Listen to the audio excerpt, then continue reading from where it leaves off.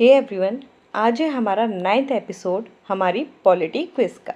हम already 8 episode complete कर चुके हैं हमारी मिनी क्विज़ेस के, जिसमें हमने historical background, citizenship, making of the constitution, salient features, union and its territory, citizenship, हमारा fundamental rights and even DPSP भी हम कंप्लीट कर चुके हैं।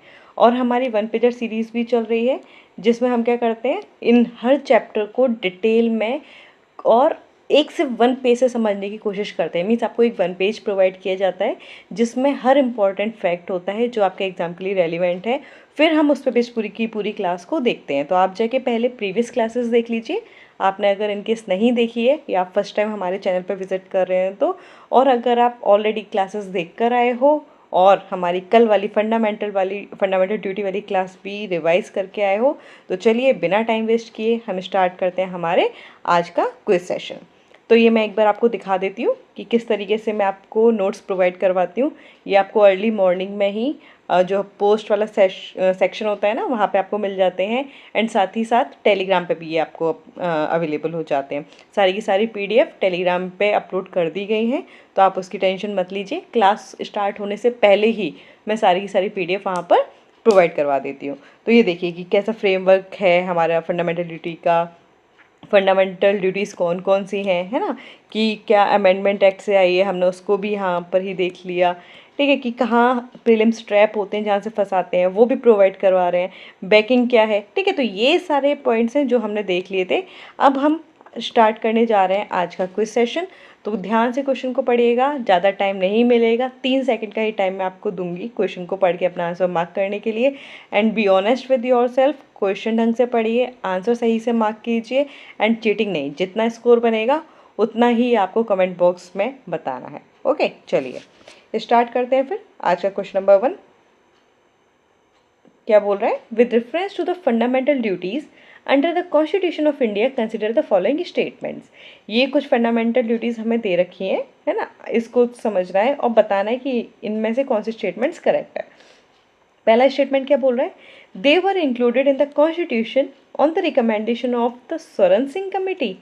क्या फंडामेंटल ड्यूटीज़ हमारे सोरेन सिंह कमेटी के रिकमेंडेशन पे इंक्लूड की गई। सेकेंड बोला, the original constitution contains 10 fundamental duties. क्या ओरिजिनल कॉन्स्टिट्यूशन में 10 फंडामेंटल ड्यूटीज़ थी। फिर the fundamental duties are enforceable by courts in the same manner as fundamental rights. क्या फंडामेंटल ड्यूटीज़ फंडामेंटल राइट्स की ही तरह कोर्ट्स में एनफोर्स की जा सकती हैं। अब आपको जो भी स्टेटमेंट सही लग रहा है उसको बताइए। ये अगर आपने क्लास देख कर आए होगे ना, है ना, या नोट्स भी पढ़ के आए होगे, तो आपको कुछ भी डाउट नहीं होगा। बहुत ही इजी क्वेश्चन है, बस वर्ड्स में आपको ट्रैप करवाते हैं। ध्यान से पढ़िएगा, ध्यान से समझिएगा, बहुत ही इजी क्वेश्चन है। सो नाउ आपका टाइम स्टार्ट होता है, अपना आंसर जल्दी से मार्क कर लीजिए।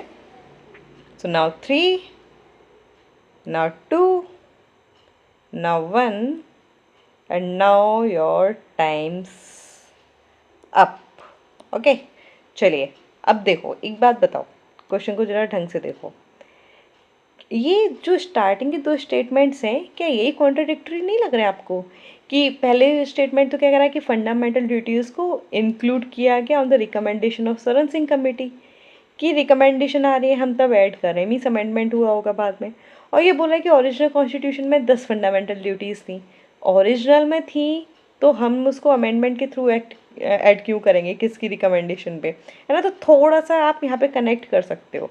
ओके, क्योंकि स्टार्टिंग में जो हमारी कॉन्स्टिट्यूशन असेंबली थी उसमें थोड़ी ना किसी की रिकमेंडेशन, मतलब एक पर्टिकुलर सेंस में बोली, वो कॉन्स्टिट्यूशन असेंबली ने कॉन्स्टिट्यूशन बनाया था।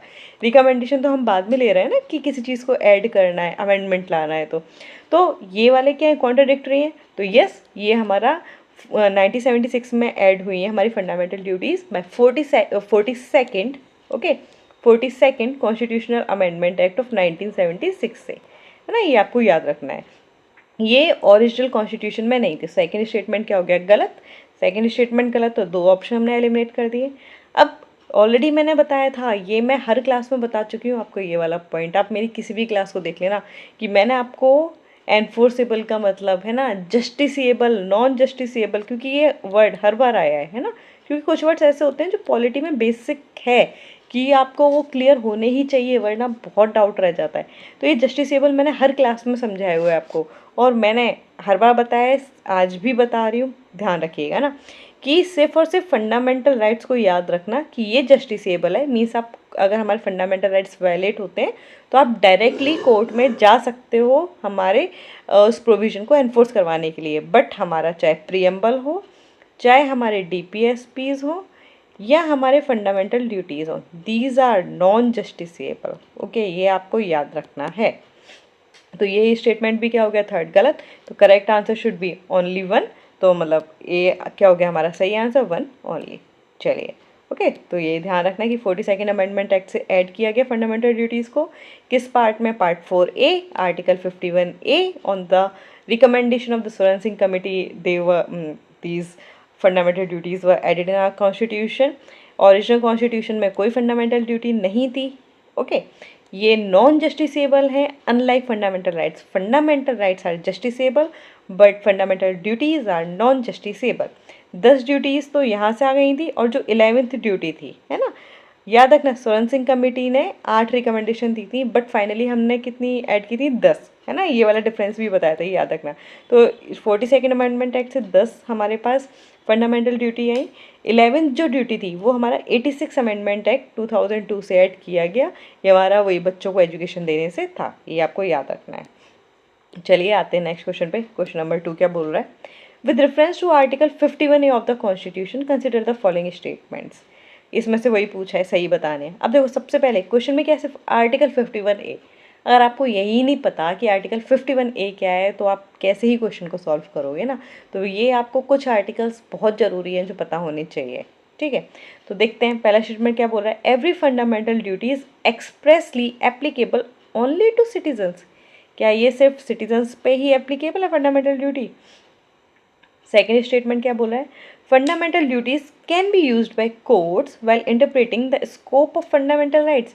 क्या फंडामेंटल ड्यूटीज़ को जो हमारी जुडिशरी है वो इंटरप्रिटेशन के लिए हमारे फंडामेंटल राइट्स के स्कोप को, क्या वो फंडामेंटल ड्यूटीज़ को यूज़ कर सकते हैं। याद करने की कोशिश कीजिए, ये मैंने बताया था कि ये ट्रैप्स में फंसाते हैं, है ना। ये ऐसे ही पॉइंटर्स होते हैं कि इंटरप्रिटेशन में काम आ सकता है या नहीं आ सकता, जस्टिसेबल है कि नॉन जस्टिसेबल है, ठीक है, ये ध्यान रखना है। अब आते हैं स्टेटमेंट 3 पर। थर्ड स्टेटमेंट क्या बोल रहा है, पार्लियामेंट में prescribe penalties for failure to perform a fundamental duty. क्या पार्लियामेंट प्रिस्क्राइब कर सकता है, मे प्रिस्क्राइब, वर्ड को ढंग से पढ़िएगा, ठीक है। क्या वो पार्लियामेंट, वो का मतलब पार्लियामेंट, क्या पार्लियामेंट पेनल्टीज प्रिस्क्राइब कर सकता है अगर आप फंडामेंटल ड्यूटी को परफॉर्म नहीं कर रहे हो। तो अपना आंसर सोच समझ के दीजिएगा, जल्दी से, मतलब तसल्ली से पढ़िए, ठीक है। मतलब दिमाग खोल के, कहीं पे भी कन्फ्यूजन नहीं रखना है, ढंग से क्वेश्चन पढ़ना है, पढ़िए और फिर अपना आंसर मार्क कीजिए। 3 सेकंड मिलेंगे बस आपको, जल्दी से अपना क्वेश्चन समझिए। चलिए जल्दी जल्दी अपना आंसर मार्क कीजिए। So now 3, now 2 and now 1। So finally the times up. Okay, चलो अब देखो, ये तो सही है कि फंडामेंटल ड्यूटी हमारी क्या है, सिर्फ और सिर्फ सिटीजन्स पे अप्लाई करती है, फॉरेनर्स पे अप्लाई नहीं करेगी। ड्यूटी है ना, तो यहाँ की तो लोग निभाएंगे, ऐसे याद रखो। अब सेकंड स्टेटमेंट क्या बोल रहा है, तो यस, ये भी मैंने बताया था कि जो फंडामेंटल ड्यूटी है इनको कोर्ट्स यूज़ कर सकता है इंटरप्रिटेशन के लिए, even for the scope of fundamental rights, ये आपको ध्यान रखना है। एंड थर्ड स्टेटमेंट भी बिल्कुल सही है, पार्लियामेंट पेनल्टीज प्रिस्क्राइब कर सकता है अगर मान लो किसी पे लॉ बना हुआ है, ठीक है, वहाँ पे पनिशमेंट ऑलरेडी मेंशन्ड है, तो अगर आपने वो ड्यूटी परफॉर्म नहीं की तो पार्लियामेंट क्या कर सकता है, पेनल्टीज भी प्रिस्क्राइब कर सकता है for failure to perform a fundamental duty. So correct answer and option is D. चलते हैं हमारे एक्सप्लेनेशन पार्ट पे। आई एम होपिंग कि आपको समझ में आया होगा, है ना। इजी क्वेश्चन है, कुछ नहीं है इसमें। तो आर्टिकल 51 क्या बोलता है, फंडामेंटल ड्यूटीज़ ऑफ सिटीजन्स से डील करता है, नॉन जस्टिसेबल हैं, ठीक है। कोर्ट इसको इंटरप्रिटेशन में भी हेल्प में ले सकते हैं फंडामेंटल ड्यूटीज़ को। पार्लियामेंट लॉज इनेक्ट कर सकते हैं किसी भी पर्टिकुलर ड्यूटी को इफेक्ट में लाने के लिए, एंड उसके लिए पेनल्टीज़ भी प्रिस्क्राइब की जा सकती है, ठीक है। तो पर ये याद रखना है कि अगर मान लो फंडामेंटल कोई भी ड्यूटी आप उसका नॉन परफॉर्मेंस कर रहे हो तो ऑटोमेटिकली पेनल्टी नहीं आएगी, बट अगर लॉ है, लॉ में लिखा हुआ है कि पेनल्टी प्रिस्क्राइब्ड है, तो आपके ऊपर पेनल्टी लगेगी। ओके, ये ध्यान रखिएगा। चलिए चलते हैं हमारे नेक्स्ट क्वेश्चन पे। Question number 3, consider the following, करो इन सबको कंसीडर। और फिर क्या बताना है, how many of the above are expressly mentioned as fundamental duties under article 51A। अच्छा, बहुत ईजी क्वेश्चन है, सिर्फ ये बताना है कौन कौन सी हमारी फंडामेंटल ड्यूटीज़ हैं। ठीक है, क्या respect for the national flag and national anthem है। मैंने आपको सारी की सारी 10 मिनट वाली क्लास थी, बट मैंने वहाँ पे एक एक आपको याद करवाई है विद ट्रिक विद कनेक्शन, है ना। तो इसको गलत मत करना, ठीक है। और अगर भूल रहे हो वापस से जाकर देखो, क्योंकि ये वही क्वेश्चन है जहाँ से आपको फंसाया जाता है, तो इनको भी मिस मत करो। टाइम एक बार ही यूज़ करो, है ना, बार बार उतना टाइम नहीं है अपन लोगों के पास। क्लास लो, रिवाइज करो एंड बस रिवाइज करो, ठीक है। बिना रिवीजन के कुछ नहीं होगा। रिवीजन नहीं करोगे, आज क्लास ली कल भूल जाओगे कि क्या था, भले ही आपको कितना इंटरलिंकिंग के साथ भी पढ़ाया जाए। तो इसलिए हमेशा रिवीजन इज़ द की, उसको कभी मत बोलो, ठीक है। तो पहला क्या हो गया, revision for the sorry revision निकल रहा है मेरे मुंह से। Respect for the national flag and national anthem, क्या ये सही है या नहीं है। Duty to vote in elections, क्या ये फंडामेंटल ड्यूटी का पार्ट है। ड्यूटी टू पे टैक्सेस, ठीक है। Protection of public property and development of scientific temper. अब आपको बताने हैं कि आपको इसमें से कौन कौन से सही लग रहे हैं, कौन कौन से फंडामेंटल ड्यूटीज़ हैं। चलिए, बहुत ही इजी क्वेश्चन है फंडामेंटल ड्यूटी का। अगर ये गलत हो रहा है तो सीरियसली आपको सिंसियर होना पड़ेगा। अब अगर आप क्लास देख के आ रहे हो एंड उसके बाद भी ये गलत कर रहे हो तो, एंड जो बिना क्लास दिए क्वेश्चंस अटैम्प्ट कर रहे हैं, तो भाई मत करो ऐसे, पहले पढ़ लो उसके बाद क्वेश्चंस अटैम्प्ट करो। जब सीरीज़ चल रही है कंटिन्यूएशन में कि आपको क्लास भी मिल रही है, देन एमसीक्यूज प्रैक्टिस हो रही है, तो इस वाली चीज़ का बेनिफिट उठाओ ना। पहले क्लास देखो, नोट्स रिवाइज करो, पीडीएफ अवेलेबल हो रही है आपको टेलीग्राम पर, वहाँ पे देखो, पढ़ लो अच्छे से, एमसीक्यूज प्रैक्टिस करो, पीवाईक्यूज लगाओ। बस यही तो करना है अपन को, तो वो करो। ये 2 क्लासेस आपको साथ के साथ मिल रही हैं। एंड पीवाईक्यूज प्रैक्टिस अभी मेरा मेन फोकस यूपीपीसीएस पर है, क्योंकि अभी उनका एग्ज़ाम 6 दिसंबर को है। एक बार वो हो जाएगा तो हम हमारा फुल यूपीएससी पर फोकस ले आएंगे, ठीक है।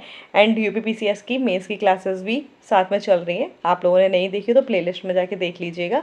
जो पीवाईक्यूज़ हैं उसको पूरा का पूरा हम कर रहे हैं। जो हमारा 2025 का जो GS5 का पेपर है वो तो कंप्लीट हो चुकी है क्लास। नोट्स भी आपके प्रोवाइड करवाए दिए जा चुके हैं टेलीग्राम पर। क्लास पूरी की पूरी अवेलेबल है, तो जाके अभी जो यूपीपीसीएस वाले लोग हैं ना, अक्टूबर तक मेंस चलाओ साथ में। मैं बहुत बार बता चुकी हूँ, GS4, 5 एंड 6 करते जाओ, ठीक है। और बाकी प्री की तो अपनी प्रैक्टिस चली रही ना। एंशियंट हिस्ट्री आपकी कंप्लीट हो चुकी है। पॉलिटी का जो मेन पार्ट होता है ना, जहाँ से समझना होता है, मीन्स वो ख़त्म हो चुका है अपना, वो देखो, ठीक है। मेन अगर मैं कहूँ तो पॉलिटी 3 पार्ट में, पार्ट 1 आपका कंप्लीट हो चुका है, ठीक है। तो मतलब पार्ट 2 एंड पार्ट 3 में ज़्यादा टाइम नहीं लगेगा। उसके बाद हम लेके आएंगे मॉडर्न हिस्ट्री। तो आपकी प्री की प्रिपरेशन चल ही रही है, तो आप सिंक में अच्छे से करते रहो, ठीक है। चलिए, थोड़ा सा मैंने आपका ज़्यादा टाइम ले लिया, I am sorry for that. But आते हैं हमारे क्वेश्चन पे। एंड ये इन्फॉर्मेशन आपको देना ज़रूरी है, बिकॉज इस टाइम पे ना सही गाइडेंस बहुत ज़रूरी होती है। क्योंकि अगर गाइडेंस नहीं मिलेगी ना, तो हम कुछ भी प्लानिंग बना लेते हैं, कुछ भी सोच लेते हैं, कुछ भी करते हैं। नहीं भाई, एक रिवर्स स्ट्रैटेजी वाली मेरी वीडियो है जो मैंने डाली हुई है, आप उसको ज़रूर देख लीजिएगा, आपको बहुत हेल्प होगी। आप भले ही कोई सा भी एग्ज़ाम दे रहे हो ना, वो स्ट्रैटेजी से आपका दिमाग खुल जाएगा कि आपको एग्जैक्टली करना क्या है। मैंने वो स्पून फीडिंग नहीं की है कि आपको यही करना चाहिए, ये करो, नहीं। वो आप एक बार जाके देखना, आपको सीरियसली बहुत हेल्प होगी। एंड अगर लगता है कि सही में हेल्प हो रही है तो वेल एंड गुड, नहीं हो रहा तो आप स्किप कर सकते हो ना।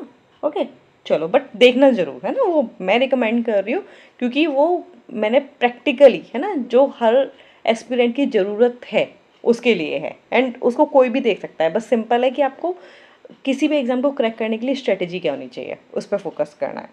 चलिए, तो ये क्वेश्चन बहुत इजी था, ठीक है। इसके लिए टाइम्स अप, ठीक है। इजी क्वेश्चन था, इसलिए मैंने यहाँ पे टाइम लिया कि आप कंफ्यूज हो और भूल जाओ आंसर ठीक है। चलो, तो इसका देखो करेक्ट आंसर क्या है। ऑलरेडी हमने देखा कि सुरन सिंह कमेटी तो बोल रही थी कि वोट करवाओ, टैक्सेस के लिए होना चाहिए, बट ये जब फाइनली इंक्लूड किया गया कॉन्स्टिट्यूशन में तो इनको ऐड नहीं किया गया।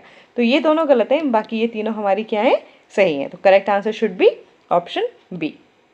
ठीक है, तो आपको याद रखना है ये तो हमारा जो क्लॉज ए है वही बोलता है, आर्टिकल 51A क्लॉज ए ही बोलता है respect the constitution, national flag and national anthem. मैंने बोला था पहली चीज़ है, पहले देश के लिए बात करेंगे, ठीक है। तो constitution, national flag and national anthem को क्या करना है, रिस्पेक्ट करना है।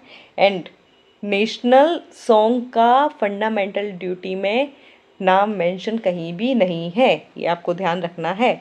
क्योंकि नेशनल सॉन्ग इट मीन्स जो हमारा वंदे मातरम है बहुत ज़्यादा न्यूज़ में रहा है, तो जो भी फैक्ट आता जाए उसको दिमाग खोल के ध्यान से सुनते रहो, समझते रहो, दिमाग के अंदर डालते रहो।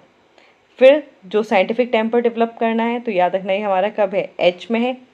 इसके लिए मैंने आपको याद कराया था एच का मतलब 8, 8 मीन्स इन्फिनिटी, ठीक है। आपको क्या होना है, साइंटिफिक टेम्पर क्रिएट होना चाहिए, ह्यूमैनिज्म हो, spirit of inquiry and reform हो। ओके, ठीक है। फिर आता है हमारा आई, ठीक है।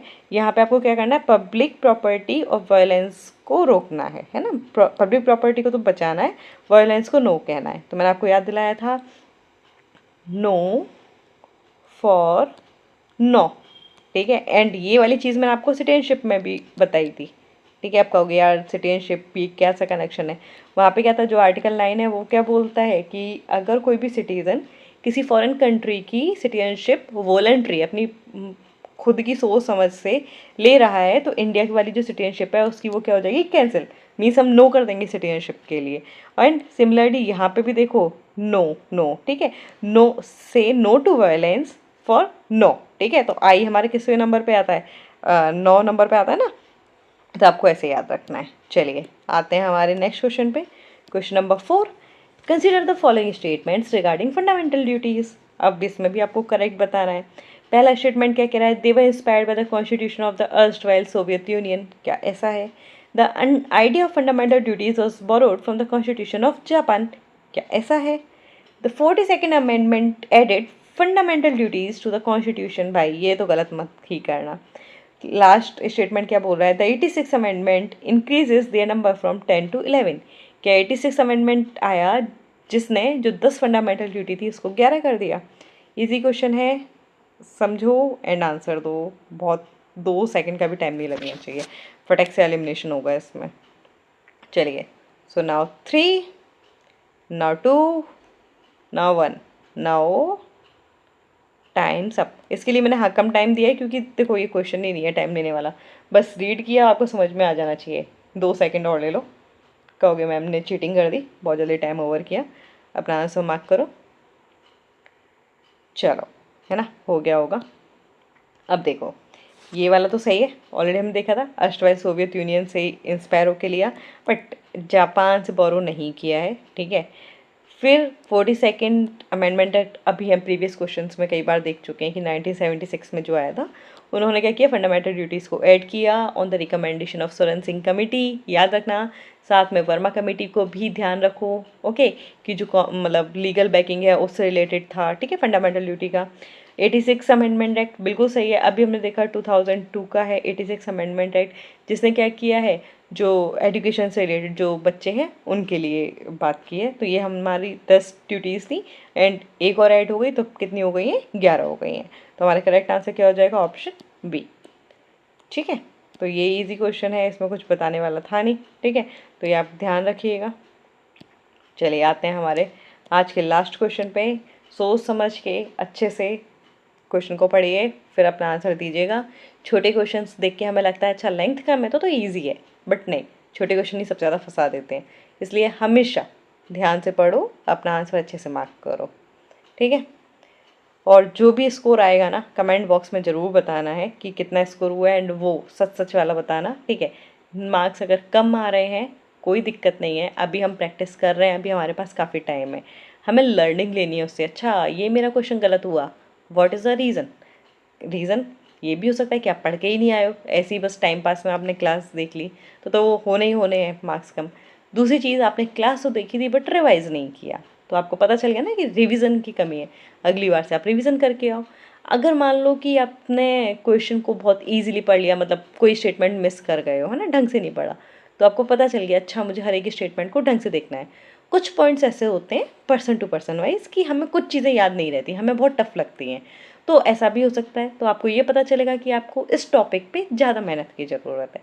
तो हमेशा अभी मार्क्स कम आ रहे हैं तो बहुत अच्छी बात है, जितना कम बनेगा ना उतना आप ढंग से ध्यान से पढ़ोगे। और जिनके फुल मार्क्स आ रहे हैं 515 जो लेके आ रहे हैं, ओवर कॉन्फिडेंस में मत आना, क्वेश्चन नॉर्मल है। ओके, बस अपनी practice and revision multiple times करते रहो। चलो अटेम्प्ट करते हैं हमारा आज का लास्ट क्वेश्चन। क्या कह रहा है, which of the following is the most appropriate inference from the inclusion of fundamental duties in the constitution. इन चारों में से बताना है कि सबसे अप्रोप्रिएट इन्फ्रेंस क्या है फंडामेंटल ड्यूटीज को कॉन्स्टिट्यूशन में ऐड करने का, इंक्लूड करने का। पहला ऑप्शन क्या बोल रहा है, the constitution seeks to impose only legally enforceable obligation upon citizens. Second statement option क्या बोला है, fundamental rights and fundamental duties represent completely independent constitutional concept. Completely independent, सोचो। ऑप्शन सी क्या बोला, the constitution seeks to balance individual rights with civic responsibilities. And option D, fundamental duties have supremacy over fundamental rights. ये तो हमारा एक case भी था, Minerva mills case, जहाँ पे कुछ तो बात हुई थी इससे रिलेटेड, है ना। चलो ध्यान करने की कोशिश करो, क्या है जो आपको सही लग रहा है उस वाले आंसर को मार्क करो। 3 सेकंड्स हैं आपके पास, जल्दी करिए। थोड़ा सा क्वेश्चन को समझो, क्वेश्चन इजी ही है, बस आपने कितना समझा है, सिर्फ रटा है वो वाली बात नहीं है, कितना समझा है ये क्वेश्चन आपका वो टेस्ट कर रहा है। इजी क्वेश्चन है, just believe me. Okay, so now 3, now 2, now 1. So finally your time's up. Okay, ले लो 1-2 सेकेंड और ले लो।